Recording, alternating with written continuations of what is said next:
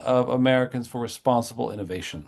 ARI is a bipartisan AI advocacy group working to pass a responsible framework for AI governance that protects the American public while also supporting U.S. innovation. Last night, the Trump administration announced its AI Action Plan, a broad-ranging document, 28 pages in length, that sets the course for the Trump administration on AI policy. The AI Action Plan covers a range of policies, including the development of AI infrastructure, oversight of frontier AI models, controls on the export of advanced U.S. technology, government procurement of AI tools, and much, much more. We're excited today to have a terrific panel of experts, including Elham Tabassi, Sam Hammond, and Stewart Baker. Unfortunately, Jack Clark from Anthropic couldn't join today due to some changes in his flight, but we look forward to talking to him more about these issues as well. The first half of today's panel will be moderated with questions from me to our panelists. And the second half will be featuring questions from the audience. There is a Q&A button at the bottom of the Zoom call, so please feel free to put your questions in there, and then I will curate those and ask those to the panelists as well. So please go ahead and start asking what questions you might have, and I'll make sure we get to as many as possible within our hour. So we're very excited to have a great panel here today. Excited to have all of you being part of this virtual conference where we talk about the impact of President Trump's AI Action Plan. I'm going to start by asking each of the panelists to give a brief introduction of himself or herself and to share their initial reactions to the AI Action Plan. Elham, let me start with you. Hello, everyone, and thanks so very much for having me here. Yes, I think we have all been reading the documents, watching the videos since last night. Elham Tabassi, I am right now with Brookings Institutions, Director of AI and Emerging Tech, and a Senior Fellow in Global Economic Studies. Before joining Brookings Institution in March, I had been with National Institute of Standards and Technology for 25 years and 8 months, and I had been working on various computer vision, machine learning projects, including evaluations of the biometric systems, and then recently in AI space, leading the Trustworthy Responsible AI program at NIST and lead the development of the many of the documents around AI standards, AI risk management framework, and initiatives around AI evaluations. My quick reaction, and I'll go sort of briefly to hear more from our panelists. I was elated and delighted to see emphasis on the open source, picking up the NARE or National AI Research Resource Center. I was one of the members of the task force, and I do believe that this is a extremely important activity to bring provide more resources to our research community, to academia and small businesses, because they are truly the engine of the innovation. So I was very pleased to see mentions of the NARE and sort of the push for next step for the NARE and making these compute and data resources available to research community. Another area that also piqued my interest, and I was happy to see this, was sort of acknowledging that our knowledge about how these frontier AI models work is very limited, and we need to do more in that space. And I believe that the recommended action is to sort of launch a technology development program to be led by DARPA and have some roles for DOC and NSF to examine, understand, and do research to improve the interpretability and adversarial robustness of the AI system. So all of these things I felt good about them. I know that it also has some specific task for AI RMF, but I think that would be some of the questions that you may ask me. So I'll stop here and leave that for the conversation. Elham, thank you so very much. Sam Hammond. Thank you, Brad. My name is Sam Hammond. I'm Chief Economist at the Foundation for American Innovation, where I lead our AI policy work with a major focus on export controls, national security, and tech competition with China. My big picture reaction to the action plan is that it's a breath of fresh air, especially compared to either the Biden administration's executive order or what we've seen come out of the European Union with their AI Act. Um, the plan does take risks from AI seriously, particularly as they relate to national security, but importantly, doesn't let that dominate or overwhelm its vision. It instead charts what I think of as a very positive, optimistic, proactive approach to unlocking AI's potential and activating the government where needed to remove regulatory barriers to AI development, to unlock energy and other forms of infrastructure, to open up federal data sets and push new models of AI for science. And issue close to my heart, also investing in U.S. export controls to ensure that we maintain our lead over China, whether via location verification, which gets a nod in the report, or enabling the Department of Commerce to partner with the intelligence community to bolster their information and data.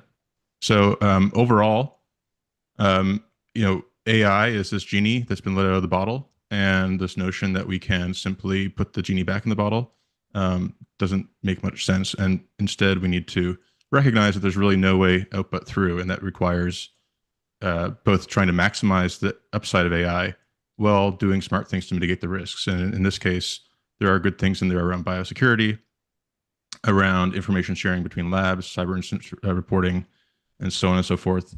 But importantly, this is just really the end of the beginning. AI is going to touch on every aspect of our economy and society. This kicks off a number of initiatives. We've already seen 3 executive orders be signed. There's going to be more to come. But core to any kind of transformative technology and transition is a willingness to be nimble and adaptable and not get locked into a particular framework. And I think things that this action plan commits us to are robust and likely to be useful this year and in the year ahead. Sam, thank you so much. To Stewart Baker now. Okay, I was general counsel of the National Security Agency in the 90s, helped reform the intelligence community in the WND Commission report, and then was head of policy at the Homeland Security Department. And in between, I have had a national security and technology practice. I would say about this that generally, yes, it recognizes how important this is and how easy it would be to screw it up by focusing on the capillaries to say, oh, what can we do about this social problem or that social problem? That's really not the level of regulation that we should be addressing, given how tight this race is. On export controls, I think you can argue it either way, whether they made the right choice or not, but it's a choice, and the important thing will be follow-up. The things that I'm struck by that they talk about but don't really come to grips with is, one, the enormous copyright litigation mess that we're starting to see that is going to threaten a lot of liability for AI companies. The president talked about that, but he didn't address it in the plan. And the same is probably true for the effort to de-woke AI, which gets some thoughtful treatment, but ignores the fact that the state of Texas, the state of Colorado have already created laws that are going to drive all kinds of social values into AI engines. And the failure to address that is going to be a problem. Sir, thank you so much. Well, let me pick up there and address the first question to Elham. As Chief AI Advisor at NIST in the last administration, you led the development of the AI risk management framework. Now, the new administration's AI action plan expressly calls for a framework to eliminate references to misinformation, diversity, equity, and inclusion, and climate change. Can you perhaps talk about what you think that means for the risk management framework? Yeah, thanks for that question. So my opinion is that not much. I think in the parts that, well, let's just answer it this way, that these words, DEI, climate change, appear, few times, and it is in sort of examples of the things that, for example, as you're testing for the AI, make sure look at the impact on the climate change. Those things, that revision, I suspect is going to be light and easy, and the core and foundation of the AI RMF. For example, the first part that talk about the definition of risk, definition of the AI systems, talk about the characteristics of the trustworthiness. I think all of that stay intact. In terms of the core functions of the map, measure, manage, and govern, that also stays intact. And as I said, those words appear in some of the recommendations at the subcategory level. So for audience that are not familiar with the architecture of the AI RMF, the first part of the AI RMF sort of sets the shared understanding on terminology and sort of the approach. The second part provides something about 72 recommendations categorized in 4 functions of map, measure, manage, and govern. Then in categories and subcategories to provide more granular instructions or recommendations. Those words appear in some of the subcategories. So all in all, I think that should be a light lift in revision, and the core of the AI RMF, the concept and the approach, stays intact. So just to follow up on that, last night the president signed an executive order on woke AI. How do you think that complements our understanding of what the AI action plan itself says about DEI and woke issues in AI? Oh, that question is for me? Yes, yeah. Yeah. To be honest with you, I haven't read that executive order very truly and carefully to be able to answer that question. But I gather, and from the summaries that I saw, that it's that they're trying to make sure that the AI models and AI systems that gets implemented and adopted in the government doesn't show some of these biases that the executive order talk about. I think again, I haven't read the executive order very well. Like many things with AI systems, the problem becomes, or the concern becomes, on measurement and evaluations. Even if you want to prevent or actively promote something, we don't have the right tools to measure what it is. So on it sort of something that everyone understands, we want to test and make sure that AI systems are reliable, or as the action plan talk about, it is interpretable, but we don't have the right tools to measure that. So I think figuring out how to actually test for those and make sure that AI systems comply or align with the ask in the EO, I think that might be something that needs more attention.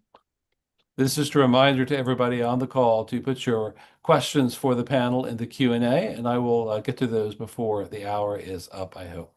Stewart, I want to turn to you really quickly and ask you about export controls and the international pillar of the AI action plan. The AI action plan simultaneously calls for stronger export controls while also advocating that we export the full US AI tech stack across the world. That latter part seems to align with the Trump administration's recent work in the UAE and Saudi Arabia, and also the last couple of weeks where we've learned that they're likely to permit the sale of NVIDIA H20 chips to China. Do you see those policy goals in conflict in any way? And how do you see the policies laid out in the AI action plan as impacting our work to stay ahead of China in the race for AI development? So this is a classic tension in all export control decisions. You want to keep the best technology back and keep it away from adversaries. But at the same time, if you keep technology that is otherwise readily available, or worse, could be bought from your adversaries, you're encouraging sales of your adversaries' products, and that's not good. So, on both chips and exports of systems, the problem that both administrations have faced is how do we keep the best stuff away from people we don't trust and nonetheless make sure that the people who are selling this, the companies that are selling these products, maximize their sales.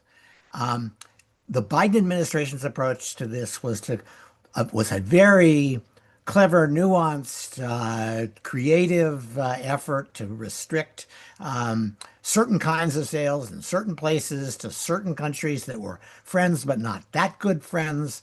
And with respect to NVIDIA chips, they had said you can't do anything that looks like this. And NVIDIA basically designed a chip, its first chip, AI chip designed by lawyers, to say, okay, what can we do? Let's do all the things that we're allowed to do and stop just short of what will get us regulated. That left the Biden administration pretty unhappy, and they have restricted H20 sales. I think the idea that we can keep the market in China from picking up on locally developed AI chips is there's nothing we can do. No matter how cheap we made NVIDIA, they would still buy the local chips. And it probably does make sense to say this would be a great administrative scheme if we had 500 PhDs running it. But it's so hard to know what is the actual economic impact of some of these nuanced regulations that the opportunity to screw up is pretty real. I think that that's what the Trump administration is reacting to. They heard about all the things that people didn't like about the Biden scheme, and they have gone back to a much simpler approach. I hesitate to say that's wrong, but it is going to look like we are opening the door to more exports to China and to the rest of the world. I hope we can come back to that in the Q&A session from the larger group because there's already a bunch of questions being posted on that score. But let me turn to Sam Hammond real quick. And you've written a lot about AI and the trajectory of the technology. And as you said, you're a believer, I think, in the transformative power of artificial intelligence. What do you think the AI action plan reveals about what the Trump administration thinks about the trajectory of AI and the technology? And a few commenters have pointed out that while there are many people who are concerned about the trajectory of AI, are welcoming the AI action plan because it talks about a lot of things like interpretability, adversarial robustness that they were surprised to see. It doesn't, in fact, use the word AGI, artificial general intelligence, or use the phrase existential risk either. So where do you think the Trump administration's head is on AI? I think they're taking AGI broadly construed more seriously than maybe a simple Control F would reveal. Regardless of, part of it is a definitional problem. Is AGI even a well-defined term? And rather than wade into those debates, I would look at sort of the actions, not the words. If AI is going to be as transformative as I think it is, it demands that we build unprecedented amount of energy and transmission infrastructure really quickly. It demands that we lock down security of core infrastructure, that we really invest in cybersecurity, that we invest in controllable and interpretable AI.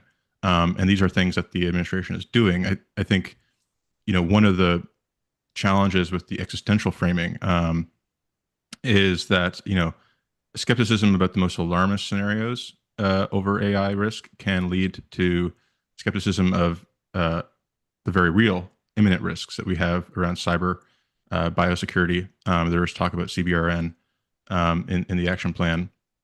And so, I see this administration as taking a more pragmatic tact around things that are demonstrable and things that we can actually hope to grapple, while also recognizing that, there is no way up but through. And if there are these more severe existential risks in our future, we need to master the technology rather than try to keep it in a bottle. And this comes back to export controls, which I imagine we're going to talk a little bit more about later as well. But just on this point about their enforceability, we've just had reports today or yesterday from the Financial Times about B200 NVIDIA chips, over $1 billion in value, already arriving in China. It's the latest series of chips already for sale. It's true, we're not going to solve this through manpower. It's not just 500 PhDs. There's two people, two inspection officers for all of China, one for all of Southeast Asia.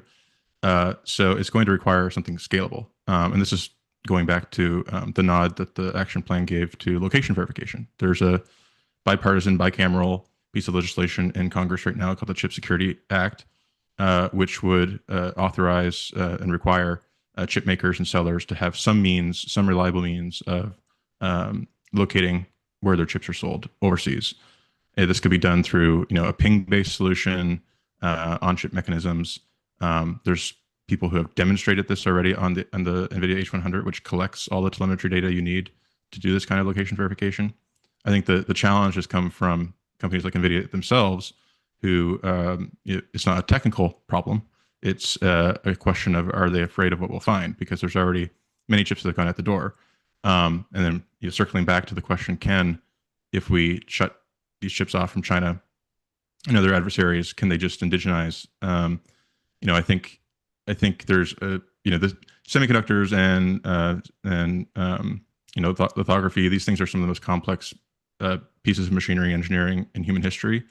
The Department of Commerce has indicated that SMIC and Huawei have the capacity to build maybe 200,000 of their Ascend chips.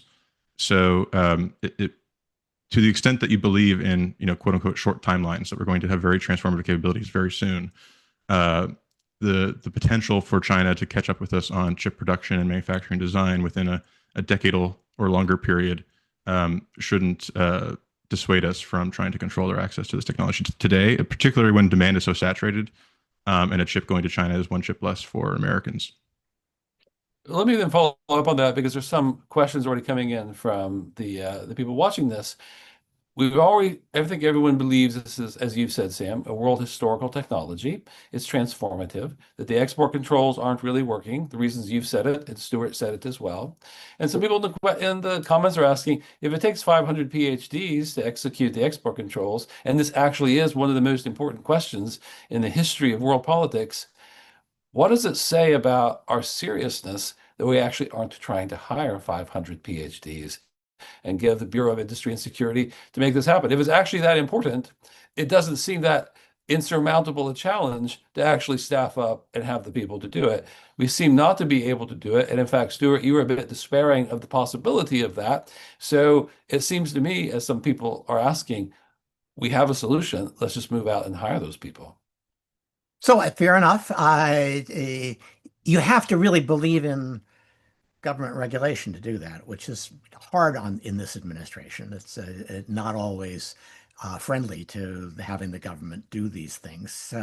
And the reason you need all the PhDs is to understand all of the cross-cutting influences. Because if you push hard enough on one part of the supply chain, it just means that the supply chain moves around it, or the market moves around it. People figure out that they can take the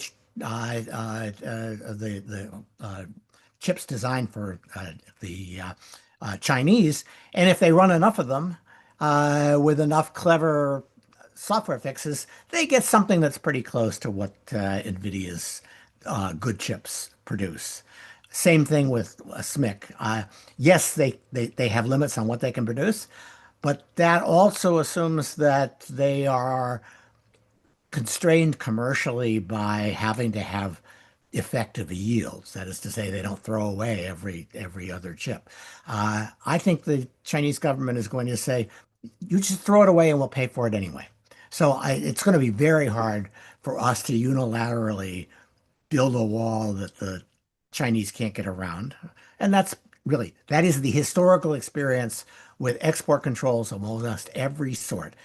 Yes, they can increase the price to your adversaries by 25 or 30 or 40%, but you're just not going to cut it off. There's too much incentive on the other side, and too many ways they can live with that. They can effectuate that goal. Sam, do you have any thoughts on that yourself to follow up? I mean, just as a matter of reporting, DeepSeek has delayed the release of their new R2 model. They're having trouble deploying their model to a wide number of users. I think there was early on this idea that we could deny China's access to the training compute needed to compete at the frontier. And I think there is an argument to be made that no, they will be able to compete at that frontier, because even if they're limited in the number of chips they can receive, they can always aggregate those chips together and into a decent cluster.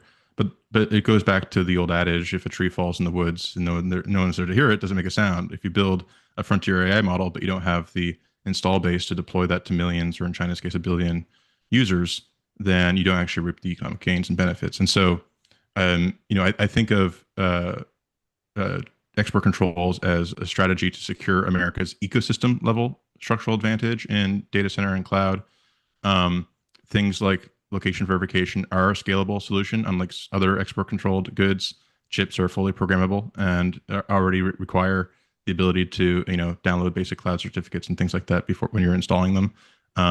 So we shouldn't be fatalistic about this. This is one of the most important technologies ever developed, potentially the final technology. And, there's a huge value add that we're basically giving away if we give up on these export controls. Elham, let me come to you for a second. There's a lot of questions from the audience.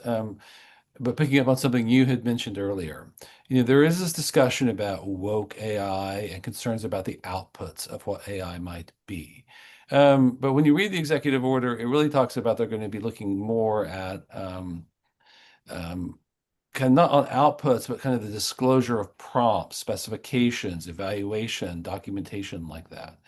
So, one of the questioners from the audience brings up a good point. ChatGPT, Claude, Gemini, Llama, these models are used globally, not simply in the United States.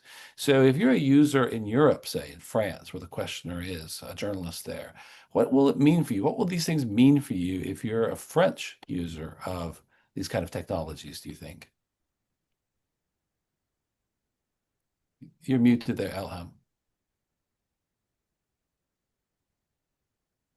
Elham, can you hear me? You're muted. Just want to get clarity on the question. Is it what does this executive order and AI action means for them, or?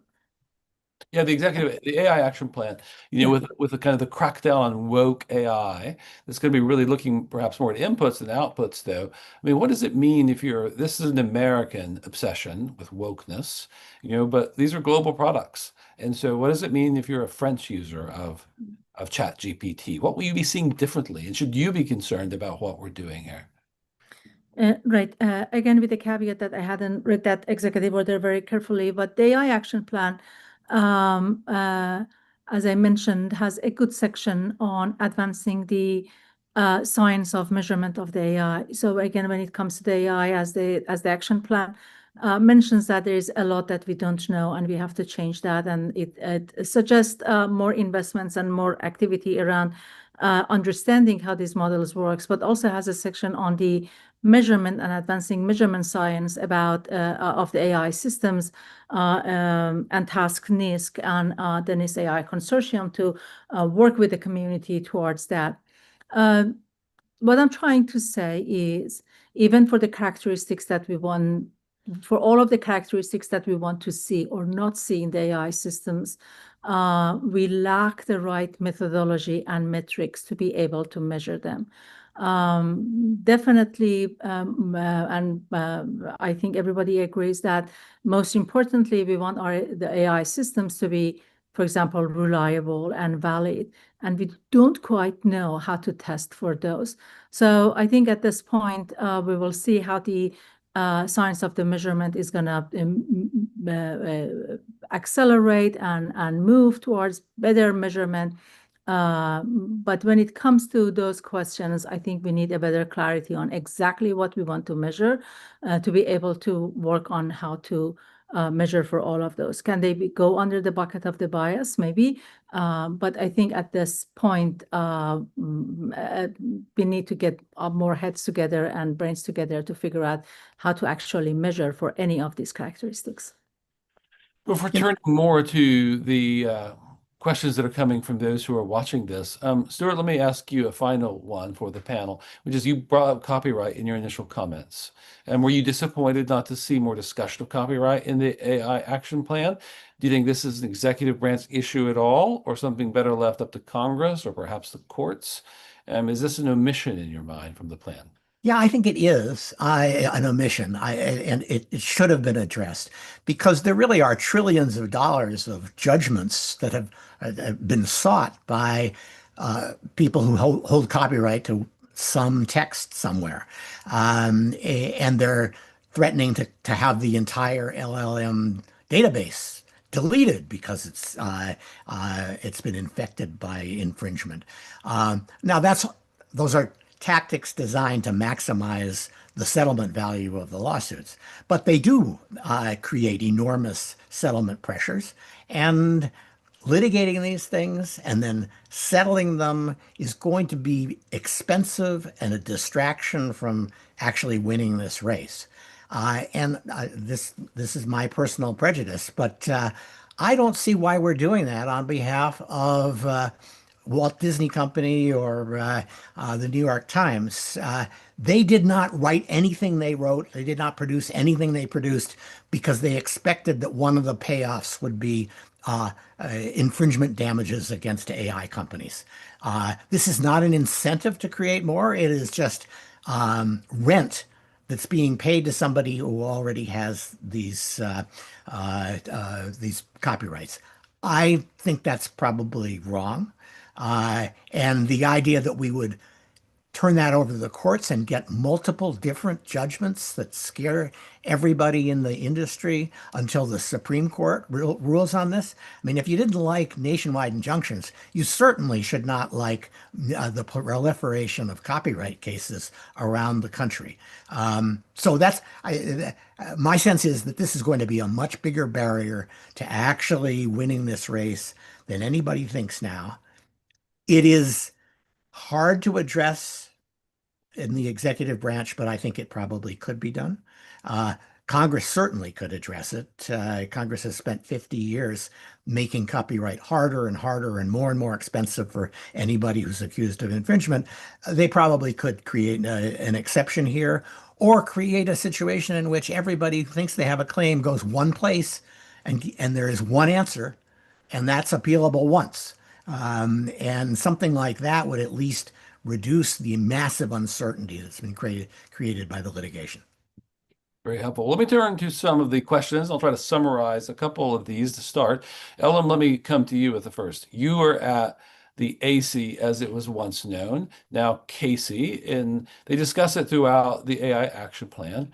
I've heard a lot of people say that, in some ways, the mission of AC is continued and even affirmed. And so it's really a continuation of what was happening in the Biden administration under the AI Safety Institute, while others perhaps would argue it's a discontinuity with what was happening there. When you read it, you were there at AC in the last administration. Do you see this as a continuity, a discontinuity, or perhaps you would characterize it in some other way? Yeah, thank you. So first I have to say that the NIST AI program is broader than just AC, that now has a name CASE. And when I look at this action plan and know the AI activities, both in AC now renamed as CASE and the other part of the NIST, I think it's a good continuation, particularly for the CASE part. There is a lot of things that they were doing before on testing for for example, CBRN risks, for evaluations of the AI systems. Maybe there is a tad more slant toward the national security and sort of working with the IC more on some of those testing, some of those information sharing. But altogether, when I look at the AI action plan and mentions of the NIST at DOC and KC, it covers a lot of the work that has been doing around advancing the science of the measurement, running the evaluations, writing guidelines, promoting and facilitating development of the AI standards, and I see them here in this. It's also nice that, kind of working on AI hackathon. Some of this are all good to see. And also the mention of the NIST AI consortium and working with the whole community on better understanding the issues around AI evaluations and measurement of the AI limits and capabilities and the science of the measurement. So yes, in a way, I think it covers many of those activities. A lot of questions from the crowd about how the AI action plan contemplates dealing with labor impacts of AI. So Sam, let me start with you on this, but would welcome comments from either Stewart or Elham about it. So it does talk in the AI action plan about retraining, some of these ideas. Some of the commenters are pointing out we don't have a great track record of having mass retraining, that this actually works. We're able to execute upon it for a lot of political and social reasons. So do you think the AI action plan takes seriously the coming manpower displacement and offers us any hope that there are solutions to it?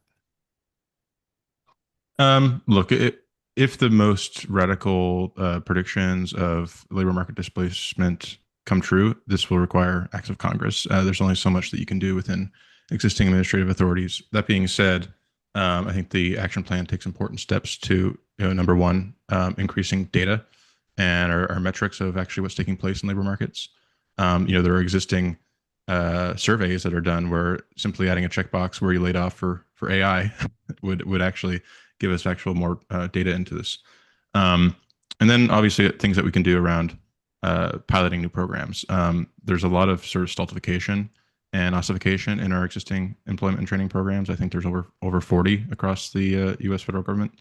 There are opportunities to pilot new, and in some cases AI-enabled retraining methods in ways that make good on J.D. Vance's promise to create a worker-first approach to AI, one that aligns our needs around trades and apprenticeships. We need more HVAC folks, we need more people in construction if we're going to meet these data center and infrastructure needs. Aligning with that more blue collar message with national purpose. Stewart, do you have any thoughts on that question? Yeah, so we've had 50 years of saying the government should do something about worker retraining, and I don't see a lot of big successes. That doesn't mean that the emphasis on making retraining more accessible, using AI for those purposes, is a bad idea. I do think we probably are going to have to start asking the question, have we put too much emphasis on making sure that we have spent billions, maybe trillions, on ensuring college degrees for people without asking how is that helping them get jobs? And maybe we should put more emphasis on programs that demonstrably teach skills in a year or less. Ellen, let me ask you the next question that several people have brought up. You worked in the last administration. You read the AI action plan of this administration. Is there anything in there that you don't like? What do you find, if anything, concerning about the AI action plan? I have to say that I worked for many administrations. I was at NIST for almost 26 years.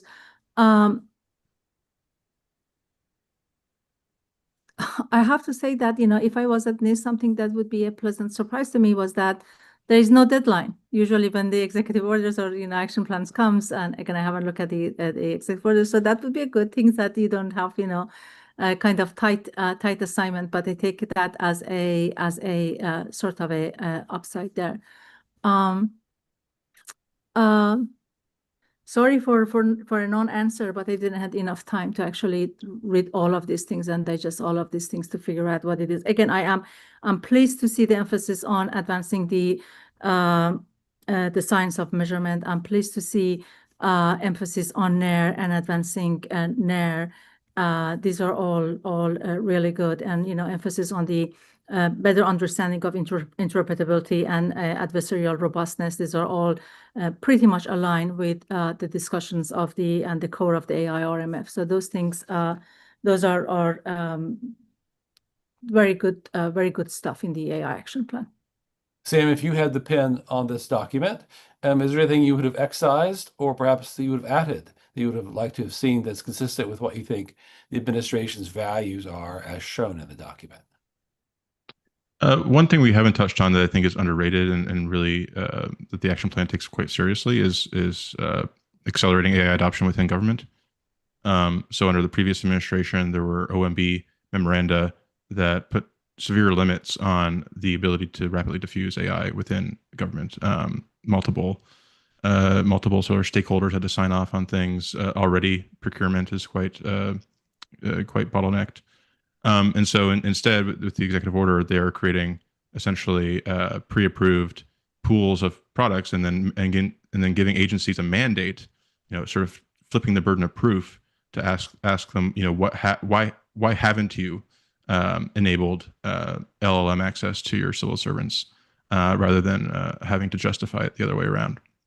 And I think that's going to be really important. I also like the stuff in there on regulatory sandboxes. I think we're going to need major process innovation over and above just reform along the margin. So if we could have within the FTA, say, regulatory sandboxes to trial new AI tools, diagnostics, things of that nature. In terms of omissions, one big omission that is important to me is within the section on American values. There's quite a bit in there that I agree with on DEI and woke stuff, excising that where it has no place of being. But there was very little said about AI's intrinsic risks to privacy and civil liberties. AI by nature, especially these multimodal models, represent an incredibly powerful tool for censorship and surveillance. And I think in the West, in liberal democracies, we're going to have our governments tie themselves to the mast in some cases, and explore ways in which existing regulatory vectors, reporting, data collection becomes a vector for surveillance now that we have these scalable tools. So just to follow up on that, what would you have liked to have seen about that issue? What would the executive order, if you were writing it yourself, what would you say? Yeah. Questions? So I did make a submission to the RFI for this executive order, and one of my recommendations was to do a systematic review of existing regulations, reporting, disclosures, and ways in which not through any new law or new regulation, but new ability to enforce compliance. There's always this that the surveillance could greatly increase. There's always this question, if you read like 1984, people were being watched behind the screen, but who's behind the screen? In a pre-AI world, you need as many people surveilling you as you have people being surveilled. But with large language models, suddenly existing data sets become pools that can reveal all kinds of private information. And so I would like to see a review of regulations for those kind of risks. And then also, proactively, committing the federal government to not using AI, to not opening up the box, to not clicking the button and revealing sensitive information about U.S. citizens. Again, like I said, sort of tying ourselves to the mast. And Stewart, how about you? Anything you would excise, or if there's something you would quickly add to it? Good to hear your So let me first say something nice about it, because when you hear that they're going to prevent woke AI, you kind of say, oh, are they going to be using some kind of meat cleaver, or is this really a scalpel? And I think the order is pretty nuanced and thoughtful about what can and can't be done in terms of censorship and bias in AI. It doesn't say all AI has to be unbiased. It says what you give the end user, and what the end user decides to put in by way of bias is fine, but you just have to give them something that is not already biased. And they recognize that finding bias is not completely simple for anybody, and that the importance here is in giving transparency about the judgments that have been made and not intentionally imposing a bias. So it is a more nuanced order than I expected. Uh, the biggest thing that's missing here, and it's kind of tied to this, is we've just spent a year in which people have been claiming that AI is inherently biased, racist, etc., and that has to be solved. And much of the DEI things that people complain about in the Biden order was designed to make sure that there couldn't be a disparate impact on different protected groups. But there are so many protected groups, and it's so easy to get a disparate impact that it's almost impossible for somebody to actually design a program which, when you actually let it run, doesn't have some kind of disparate impact on somebody. And Texas and Colorado and probably soon New York and California already have laws that say you can't do that. If you sell AI that does that, you're going to be held liable. And just as I thought that the copyright lawsuits create this massive liability that the are gonna it's going to slowly stultify the AI companies, I think this effort on the part of the states to pretend they're talking about discrimination, but really impose what amount to quotas on AI manufacturers is going to lead to all kinds of difficulties in actually releasing practical models. A lot of people who are asking questions about the race framing, right? In the very first paragraphs of the AI action plan, it talks about the AI race and compares it to the space race. And others have talked about the nuclear race, right? A race with China is certainly something in the air in Washington and undergirds a lot of the AI action plan. So a question to the panel is that the right framing in your mind? And hearing some of the people talk, especially you, Stewart, because you're a bit of a pessimist about how we can keep top chips out of China's hands. And Sam, you've recognized that despite our best efforts, maybe, that China's getting the new Blackwell. They've got lots of H100s. We know NVIDIA is protesting some of the more onerous export controls. Is this race a quixotic effort, right? I mean, it sounds like it's going to be very hard to keep the top chips out of Chinese hands. Their engineering talent's obviously extraordinary. The ambition is there as well. So if we're in a race, it presumes that you can win. And my question is like, is the race framing right? And even if it is right, are we in a race that's not winnable? So maybe we should rethink that metaphor and that approach. Sam, let me start with you, and I'll come to Stewart and Elham if you want to offer thoughts on that too. So, Sam? Yeah, regardless of the question of where are we racing to, or is there a finish line, or is there something continuous? I think the race framing is important to undergird the urgency of the situation. Very powerful AI systems, whether they emerge. Jack Clark, who couldn't be here today, but in his recent testimony before the algorithms and authoritarianism hearing, talked about transformative AI being roughly 18 months away by the end of 2026. What that means in practice could be very powerful cyber offensive weapons, very powerful agents that could be used to automate large parts of the economy. And whoever gets there first will, not only have dramatic potential military advantages, but unleash a productivity dividend that ultimately most geopolitical power is downstream of economic power. And to that end, one of the things we didn't talk about so much, but I think is important as part of this action plan is its emphasis on physical industries. There's an entire section on next generation manufacturing, and one of my concerns with U.S. v China is, well, we are in the lead right now. The core sort of inputs to AI, China has massive long run advantages in. So, they added over 400 gigawatts to their grid last year. They're building tons of new nuclear, coal, solar. They don't have the same permitting headaches that we have around transmission. And yes, they have less energy per capita, but really what matters is, can we add new net energy generation to power these massive data centers? And so, but for the export controls, and yes, they have been leaky. But if they were able to purchase these chips by the millions, they would quickly leapfrog us. And my concern is that our innovation in bits could become their innovation in atoms if we don't invest in these physical industries like manufacturing, where if you want to get the output from AI to not just be writing you apps and software, but actually producing physical goods, fully automated factories, and the like.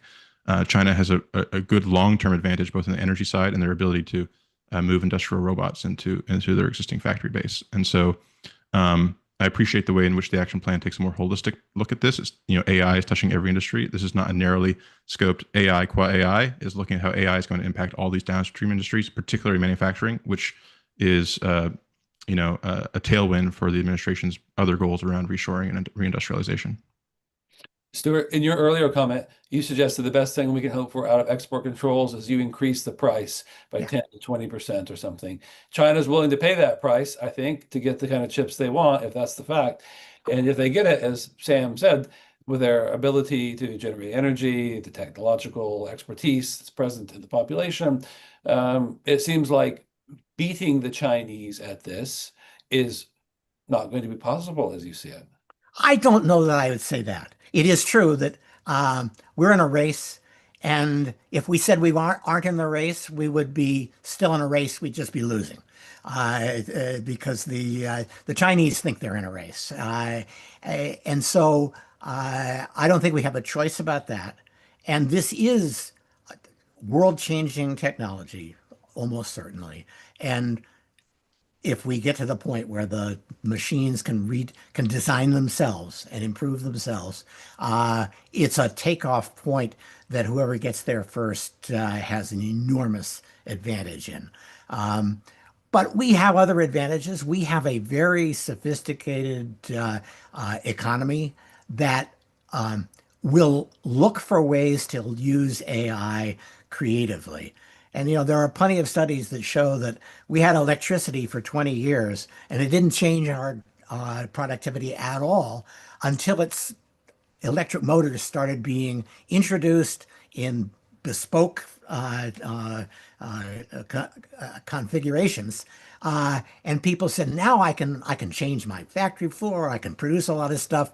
And that ability to take a new technology and turn it into another useful industry is at least as important as getting there first on most of these technologies. And I sort of like our chances there. Elham, feel free to talk about that issue, but let me add a second question for you, which is about NIST. You know it well. NIST is increasingly important. The average American knows a lot more about NIST than they did 10 or 15 years ago. It's obviously an incredibly important agency for what we're talking about here.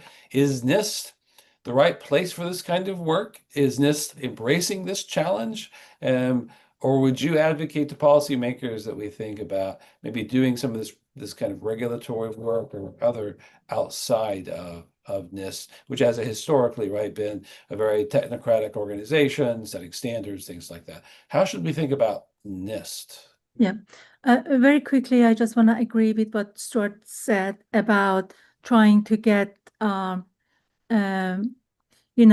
stay ahead. We have to find those applications. And I think right now, US is out innovating in the space. Maybe the distance is getting smaller, but I think still out innovating. But we need to also start out adopting on AI, and I think that's really important. And out adoption also gets into coming up with the applications and all of these transformative applications and beneficial use of AI that we hear and hope for curing cancer and those things actually materialize them. About NIST is always going to have a very near and dear place to my heart. So it made me smile to say that now more average Americans know what NIST is, and that's great.